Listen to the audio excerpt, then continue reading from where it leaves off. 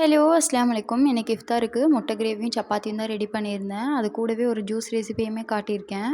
முட்டை கிரேவி செய்கிறதுக்கு ஃபஸ்ட்டு முட்டையை வேக வச்சு எடுத்துக்கிட்டேன். மிக்சர் ஜாரில் பூண்டு, இஞ்சி, தக்காளி, பச்சை மிளகா, கொத்தமல்லி தழை ஒரு கைப்பிடிக்கு இதெல்லாம் சேர்த்து நல்லா அரைச்சி எடுத்து வச்சுக்கணும்.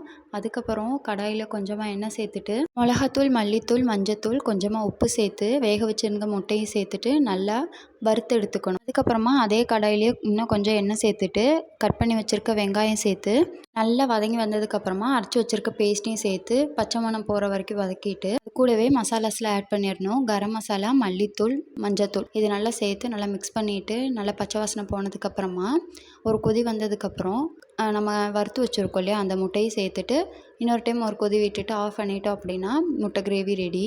வாட்டர்மெலன் ஒரே மாதிரி சாப்பிட்டு போர் அடிச்சிச்சு அப்படின்னா இந்த ஜூஸ் ட்ரை பண்ணி பாருங்கள், நல்லாயிருக்கும். அதுக்கு ஃபஸ்ட்டு குட்டி குட்டியாக கட் பண்ணி எடுத்துக்கணும் வாட்டர்மெலனை.